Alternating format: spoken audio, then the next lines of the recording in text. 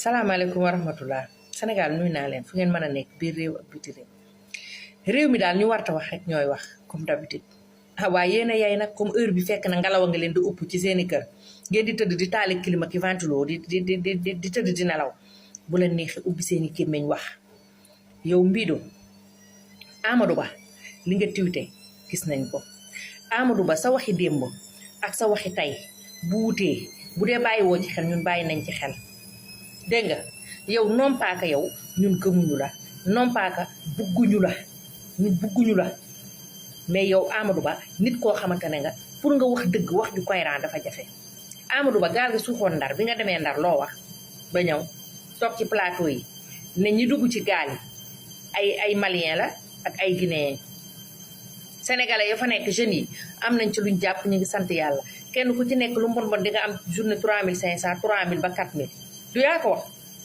du yaa ko xoon fii barki démb boo njaay diggante bi lu fi soppeeku nguur gi nga xam ne 3 weer la fi doog a def moo fi soppeeku yéen bu doon ay nit ngeen ñuy xalaat wala ngeen nekk nit ñoo xamante ne ñu am lu ngeen di rus wala lu ngeen di jomb la yéen fii ak 10 ans puso sax du réer ci réew mi ba ngeen wax ci parce que yéen a yàq réew mi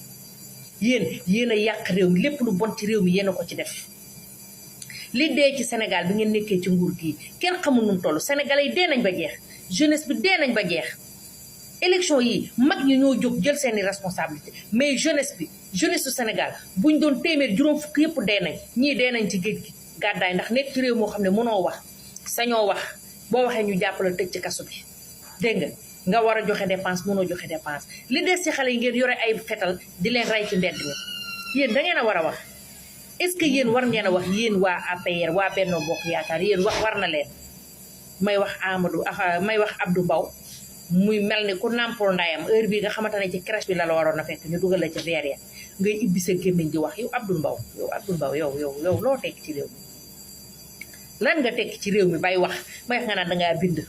koy bind yéen da ngeen ñoo yab parce que yonent bi da ngeen ñoo yab yéen lépp lu baaxoon ci réew mi ngeen fekk ko fi yàq ngeen ko dégg nga toroxa sénégalais yi tey kenn ku ci nekk di ubbi kémmi ñëw def li ma gën a naqari nag mooy yow Amadou Ba amoo dara looy politiquer lu dul gone yi doomu jàmbur yi dee ci géej gi ngay politiquer ban nguur ñoo ciy wax gan nguur gi nga xamante ne daanaka bu may boo ma ni fépp yéen a fa nekk ba léegi changement nguur du noonu nekkul loo xam da ngay xëy rek buddi ña fa nekkoon raxas leen placé ñeneen nguur gi nga xam ne defagul sax 6 mois ngir di am yéen man ñàkk jom gi nekk ci yéen man daf ma dépassé barke yonent bi yéen doo leen sax ay nit yéen doo leen ay nit parce que boo leen doon ay nit da ngeen di lem seen geen tëj seen gémmiñ ñu toog arrêté leen yéen lan mooy seen problème nii ngeen di opposé woo yàq ngeen ko yéen a fi jógee démboo njaay démb bët set tey lu fi bon yéen a ko fi def inondation yi may wax am benn mbaam bu taxaw ca Kaolack naan waaw gouvernement bi yow gouvernement boo xam 3 weer la fi def ana ñi jëloon budget mbënn mi ana xaalis boobu ñan ñoo ko séddoo ñan ñoo ko jël yéen amu leen jom amu leen vergogne waaye dama ne président Sonko président Diomaye justice su Sénégal jóg leen taxaw ci ñii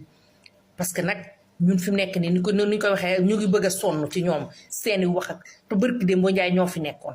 tey ñu occupé plateau yi ku nekk di mbalalali di wax arrêté leen